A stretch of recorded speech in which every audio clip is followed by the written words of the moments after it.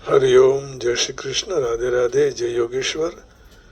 बंशीधरम दौत्रधरम नमामि मनोहरम मोहहरम च कृष्णम मालाधरम धर्मधुरम धरं च पार्थस्य सारथ्यकरं च देवम् कर्तव्यदीक्षां च समत्वशिक्षां ज्ञानस्य भिक्षां शरणागतिं च ददाति गीता करुणाद्रबोधा कृष्णेन गीता जगतो हिताय, कृष्णेन गीता जगतो हिताय।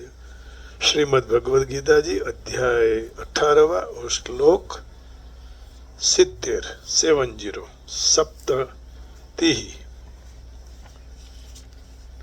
तो जिसमें गीता का प्रचार करने की योग्यता नहीं है वे क्या करेंगे, तो अग्रिम श्लोक में बताते हैं। गीता का प्रचार न कर सको, धन नहीं देना है, उठ के जाना नहीं है, तो ये अध्येष्यते च य इमं धर्म्यं संवादमावयो ज्ञानयज्ञेन तेनाह मिष्टस्यामिति मे मतिः।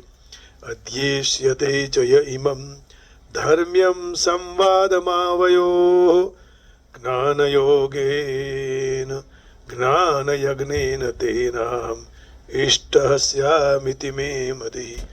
जो भी मनुष्य अर्जुन और भगवान कृष्ण का, माने हमारे दोनों का, अर्जुन और कृष्ण का, भगवान कृष्ण कह रहे हैं मेरा और तेरा संवाद, धर्ममय संवाद का कोई अध्ययन करेगा, उसके द्वारा भी मैं ज्ञान यज्ञ से पूजित होऊंगा, यह मेरा मत है। अध्येष्यते च य इमं धर्म्यं संवादमावयोः ज्ञानयज्ञेन तेनाहम् इष्टस्यामिति मे मतिः। Whosoever studies this sacred, जय Shri Krishna, dialogue of ours in the form of the Gita, by him too shall I be worshipped with yajna of knowledge. Such is my conviction. ये मेरा मत है। अच्छा, कॉन्विकेशन माने मत। अब कहते हैं यहाँ there is a no servant in the world more dear to me than he, nor will there ever be one more dear. पिछले श्लोक का अर्थ है। अब कहते हैं अध्येष्यते च य इमं धर्म्यं संवादमावयोः ज्ञानयज्ञेन तेनाहम् इष्टस्यामिति मे मतिः। And I declare that he who studies this sacred conversation of ours worship me by his intelligence। यहाँ इंटेलिजेंस माने मत बताया, बुद्धि। तो आइए अब शुरुआत करते हैं। यध्येष्यते च य इमं धर्म्यं संवादमावयोः ज्ञानयज्ञेन तेना मिष्टस्यामिति मे मतिः। तेरा और मेरा यह संबंध शास्त्र का, सिद्धांतों का सार रूप धर्म से युक्त है। यह बहुत विचित्र की बात है कि परस्पर रहते हुए तेरे और मेरे कई साल बीत गए, परंतु हमारे दोनों का ऐसा संवाद कभी नहीं हुआ। ऐसा धर्ममय संवाद कोई विलक्षण अलौकिक अवसर आते ही होता है। जैसे समय समय बलवान है नहीं पुरुष बलवान, काबे अर्जुन लूटियो वही धनुष वही बाण, समय एव करोति बला बलम। संस्कृत में कहा है समय बलवान है, समय पर ही सब कुछ प्राप्त होता है, समय ही सब कुछ है। यदि समय पर आप इस बात को पकड़ लो, ईश्वर के शरण में चले जाओ, फिर समय वह तुम्हारे लिए सुगंधमय हो जाता है, आनंदमय हो जाता है। समय को पकड़ लो बस। जहाँ तक मनुष्य को संसार से उपरति न हो, वैराग्य न हो, हृदय में अत्यंत व्याकुलता न हो, तब तक सच्ची जिज्ञासा उत्पन्न नहीं होती, जागृत नहीं होती। कोई कारणवश मनुष्य अपने कर्तव्य को निर्णय करने के लिए व्याकुल हो जाता है। जब अपने कल्याण के लिए कोई रास्ता नहीं दिखाई देता है तो समाधान के बिना कोई सांसारिक वस्तु, व्यक्ति, घटना, परिस्थिति आदि किंचित मात्र कोई भी कुछ भी हमें अच्छा नहीं लगता है। एकमात्र हृदय का संदेह दूर करने की धुन से तालाबेली लग जाती है, वह एक जबरदस्त जिज्ञासा है, और दूसरी तरफ मन सर्वथा हट जाता है। तब यह मनुष्य जहाँ से प्रकाश और समाधान मिलने की संभावना होती है वहाँ अपना हृदय खोलकर बात पूछता है, प्रार्थना करते हैं, शरण हो जाते हैं, शिष्य बन जाते हैं। लेकिन एक बार हमें उस समय पर अपना जो भगवान ने जो कहा, भगवान ने जो प्रेरणा दी, वो काम कर लेना चाहिए। पूछने वाले के मन में जैसे जैसे उत्कंठा बढ़ती है वैसे वैसे कहने वाले में भी बहुत विचित्रता और विलक्षणता, समाधानकारी विचार पैदा होते हैं। ऐसे दूध पीते समय बछड़ा जब गैया के आंचलों को मुंह में डालता है, फिर धकेलता है, फिर बाहर डालता है, मत्थे से मारता है, हाँ, तो आंचलों में से दूध खींचता है, तब गाय के शरीर में रहने वाला दूध आंचल में एकदम उतर आ जाता है। उसी तरह मन में तीव्र जिज्ञासा उत्पन्न हो, तब जिज्ञासु बारंबार प्रश्न करते हैं, तब कहने वाले के मन में नए नए समाधानकारी उत्तर पैदा होते हैं। सुनने वाले को जैसे जैसे नवीन नवीन बातें मिलती है वैसे वैसे उनमें सुनने की नई नई उत्कंठा पैदा होती रहती है, उत्पन्न होती रहती है। ऐसे होते ही वक्ता श्रोता का उत्तम संवाद बनता है। इसलिए भगवान ने कहा कि बहुत समय साथ रहते हुए आज ये अवसर आया कि हमारा दोनों का अद्भुत संवाद हुआ। इसलिए कहा अध्येष्यते च इमं धर्म्यं संवादमावयो ज्ञानयज्ञेन तेनाहम् इष्टस्यामिति मे मतिः। कई साल बीत जाते हैं तो अर्जुन ऐसी उत्कंठा से पहले कभी बात नहीं पूछी और भगवान के मन में ऐसी बात कहने की उत्कंठा कभी नहीं आई। परंतु जब अर्जुन ने जिज्ञासा पूर्वक कहा स्थित प्रज्ञस्य का भाषा समाधिस्तस्य केशव स्थित दिह किम प्रभासेत किमासेत व्रजेत किम, यहाँ से पूछने का आरंभ हुआ। तब से दोनों के प्रश्नोत्तर रूप में संवाद का प्रारंभ हुआ। मैं भी यहाँ बैठे बैठे हिंदू मंदिर में गलत सोच रहा था कि 8-9 महीने से हमें प्रवचन करने नहीं दिया, लेकिन जब समय आता है तब अवसर मिलता है। तो ऐसा कभी नहीं सोचना चाहिए। जब उसका समय आ जाता है तो अपने आप सब होने लगता है।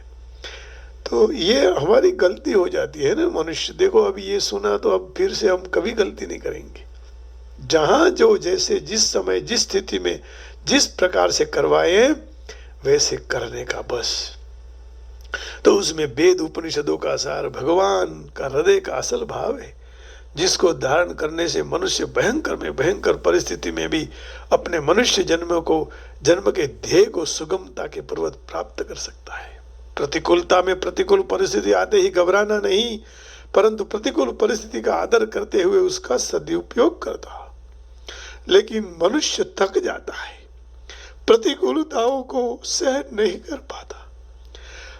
प्रतिकूल वेदनीयम दुखम अनुकूल वेदनीयम सुखम, ये हमारे मन की भावना है, मन की व्याख्या है।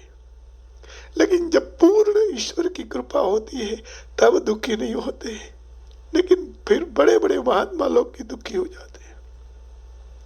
अर्थात अनुकूलता की इच्छा का त्याग करना, क्योंकि प्रतिकूलता पहले किए हुए पापों को नाश करना और फिर से अनुकूलता की इच्छा का त्याग करने के लिए किया जाता है, की जाती है।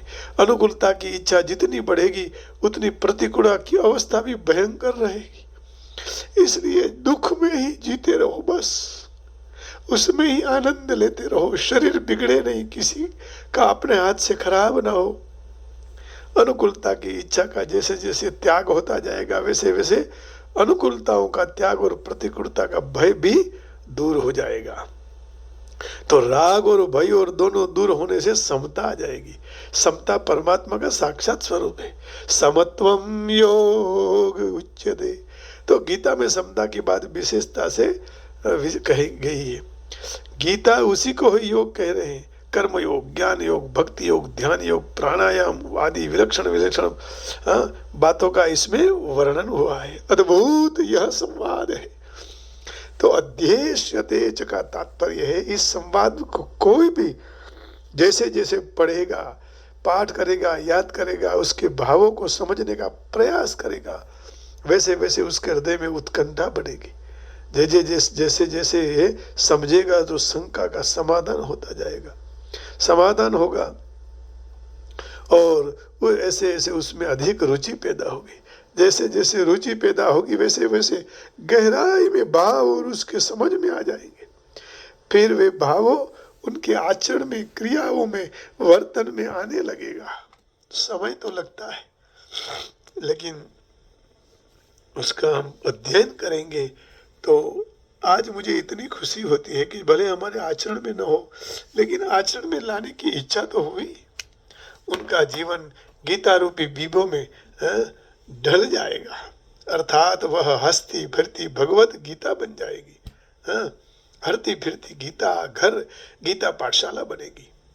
उसको देखकर लोगों को गीता की याद आने लगेगी। जिस तरह निषाद राज गुह को देखकर माताओं ने और दूसरे लोगों ने लखन लाल की याद आ जाती है। जानी लखन सम देही असीसा, जिहूँ सुखी सय लाख बरीसा।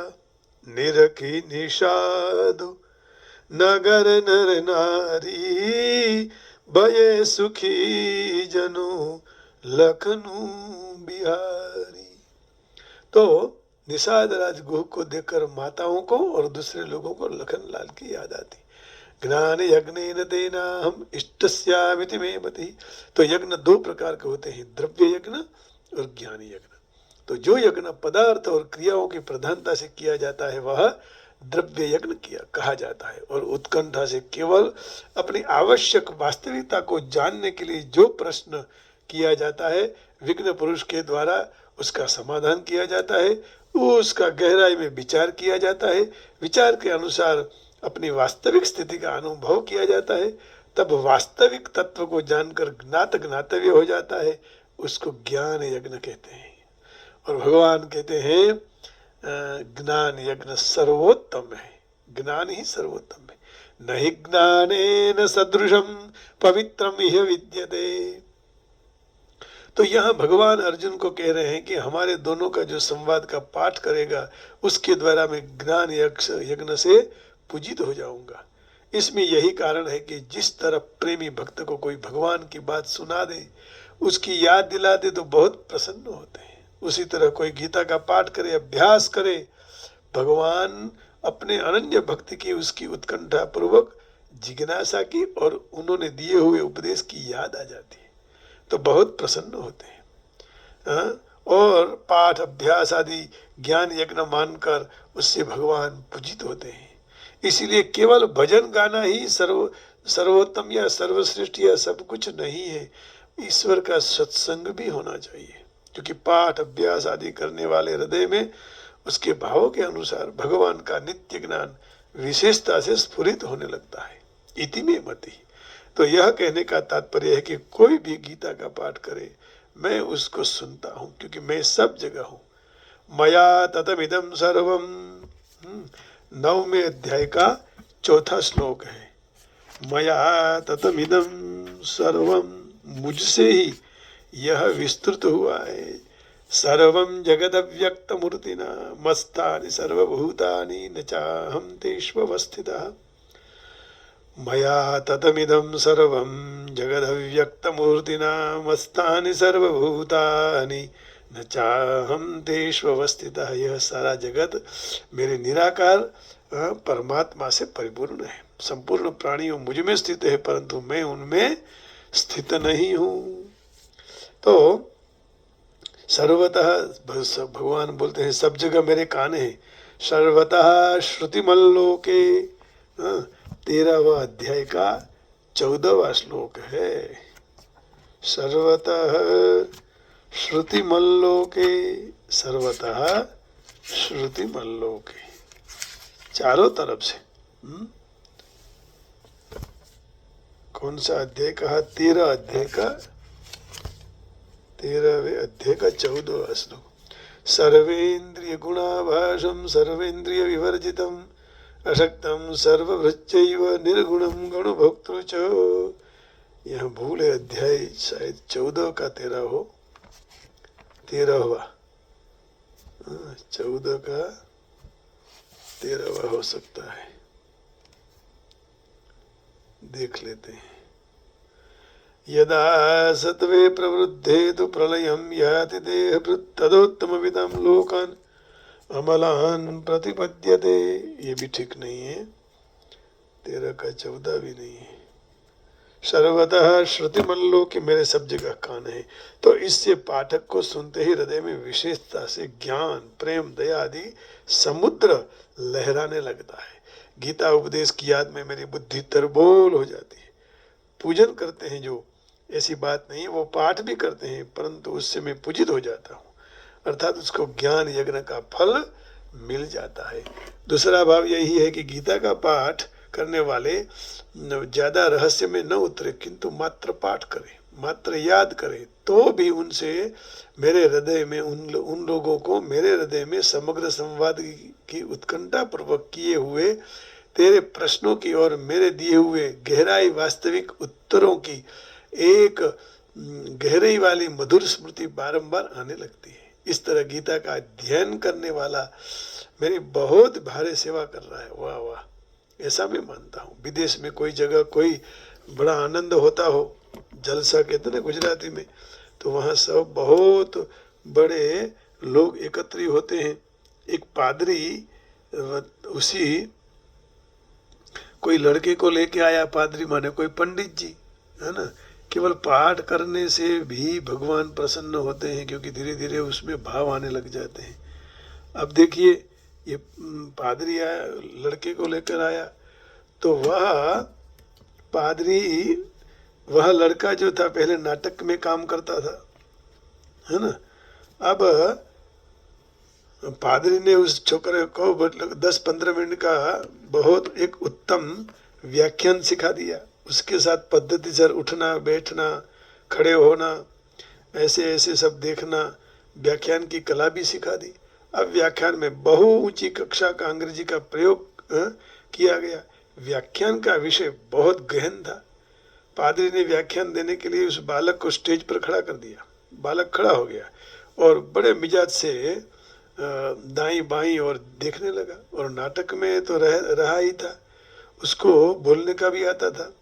इससे वह गंभीरता से माने सारे अर्थों को समझता हो, ऐसी मुद्रा में वह विलक्षण बोला कि जितने यहाँ सभ्य बैठे हैं वह अपनी अपनी कुर्सी पर उछलने लगे। सभ्य इतने प्रसन्न हो गए कि व्याख्यान पूरा होते ही उन्होंने रुपयों का बरसात किया। अब बालक को सभा के अंदर घुमाया गया। तब सब लोग अपने अपने खभे पर लेने लगे, परंतु वह बालक को ही खबर न थी कि मैं क्या कहा। वह तो बेचारा पढ़ा हुआ गिना, किसी ने कहा हुआ, पादरी ने कहा हुआ, और वो तो न पढ़ा था न लिखा था, अंग्रेजी के भावों को भी पूरा नहीं समझता था, परंतु सभा में बैठे हुए सब लोग समझते थे। उसी तरह गीता का अध्ययन करें, पाठ करें, तो भी भले न उस अर्थ को, भाव को न समझे, परंतु भगवान उसके अर्थ के भावों को समझते हैं। इसलिए भगवान कहते हैं कि मैं उसके अध्ययन रूपी, पाठ रूपी ज्ञान यज्ञ से पूजित हो जाता हूँ। सभा में इस तरह बालक के व्याख्यान से सभापति खुश हुए, परंतु साथ साथ सभासद भी खुश हुए और उत्साह पूर्वक बालक का आदर करने लगे। इसी तरह गीता पाठ करने वाले के द्वारा भगवान ज्ञान यज्ञ से पूजित हो जाते हैं और स्वयं वहाँ निवास करते हैं। साथ साथ प्रयाग आदि तीर्थ देवता, ऋषि, योगी, दिव्य, त्या, नाग, गोपाल, गोपिकाएं, नारद, उद्धव वगैरह भी वहाँ ही निवास करते हैं। कहाँ? जहाँ गीता जी का सत्संग होता है। तो भगवान ज्ञान यज्ञ को द्रव्यमय यज्ञ से भी श्रेष्ठ मानते हैं। श्रेयान द्रव्यमयाद्यज्ञ ज्ञान यज्ञ परंतप। जब गीता के अध्ययन का इतना महात्म्य है, तो फिर उस प्रमाणे आचरण करने की तो बात ही क्या कहो। अध्ययन से इतना महत्व है। श्रेयान द्रव्यमयाद्य ज्ञान यज्ञ परंतप, चौथे अध्याय का 33वां श्लोक है। चौथे अध्याय का 33वां, श्रेयान द्रव्यमयाद्य ज्ञान यज्ञ परंतप, श्रेयान द्रव्यमयाद्यज्ञा ज्ञान यज्ञ परंतप, सर्वं कर्माखिलं पार्थ ज्ञाने परिसमाप्यते। ज्ञान यज्ञ श्रेष्ठ है हे परंतप अर्जुन, द्रव्यमय यज्ञ की अपेक्षा में ज्ञान यज्ञ श्रेष्ठ है। सारे कर्म और पदार्थ ज्ञान तत्व में समाप्त लीन हो जाते हैं। तो गीतायाः पुस्तकं यत्र यत्र पाठ प्रवर्तते तत्र सर्वाणि तीर्थानि प्रयागादीनि तत्र वै सर्वे देवाश्च ऋषयो योगिनः पण्डकाश्च ये गोपाला गोपिका वापि नारदोद्धव पार्षदः। सब आ गए, नारद जी, उद्धव जी, गोपिकाएं। सहायो जायते शीघ्रं यत्र गीता प्रवर्तते यत्र गीता विचारश्च पठनं पाठनं श्रुतं तत्राहं निश्चितं पृथ्वी निवसामि सदैव ही। तो मैं, कहते हैं, भगवान की पृथ्वी पर नित्य निवास करता हूँ, जहाँ ये सत्संग होता है वहाँ ये सब भी आ जाते हैं और मैं भी वहाँ उपस्थित हो जाता हूँ। तो बहुत अनूठी भगवान ने बात कही और कहते हैं कि मैं इसको जाहिर करता हूँ कि जो मनुष्य हमारे दोनों का संवाद का अध्ययन करेगा तो वह अपनी बुद्धि से मेरी पूजा कर रहा है। और भगवान का सबसे बड़ा यही कहना है कि भाई बुद्धि मुझे दे दो, तो आप मेरी पूजा बुद्धि से आप कर डालेंगे, है ना। तो बुद्धि से यदि पूजा हो गई तो मंगल मंगल हो जाएगा। आज पता नहीं फोन बंद हो गया है। तो अध्येष्यते च य इमं धर्म्यं संवादमावयोः। इस अध्याय को, इस गीता जी के संवाद को कोई पढ़ेगा, ज्ञान यज्ञेन तेनाहम इष्टस्यामिति मे मतिः, तो यह ज्ञान यज्ञ से मेरी पूजा हो जाएगी, यही मेरा मत है, मेरा कहना है। आइए थोड़ा हम भगवान का भजन करते हैं। माँ जगदम्बा की आज पांचवा नवरात्र है। श्री माँ जय माँ जय जय माँ, श्री माँ जय माँ जय जगदम्बा, श्री माँ जय माँ जय जय माँ, श्री माँ जय माँ जय जय माँ, श्री माँ जय माँ जय जय माँ, श्री माँ जय माँ जय उमा माँ, श्री माँ जय माँ जय उमिया, श्री माँ जय माँ मायुमिया, श्री माँ जय माँ जय जय माँ, श्री माँ जय माँ जय जय माँ, श्री माँ जय माँ जय जय माँ, श्री माँ जय माँ जय जय माँ, श्री माँ जय माँ जय जय माँ, श्री माँ जय माँ जय जय माँ।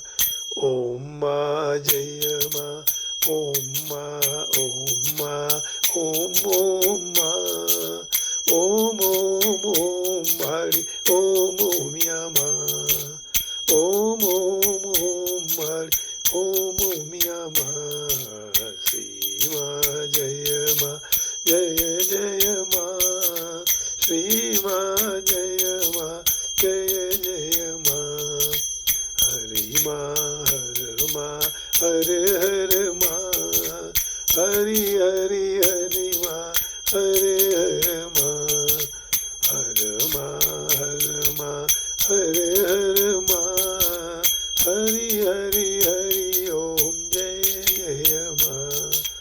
विष्णु माँ राम माँ शिव माँ कृष्ण माँ भक्त माँ जय जय ओम, श्री माँ जय माँ जय जय ओम, श्री माँ उमिया जय जय ओम, श्री माँ भैरवाणी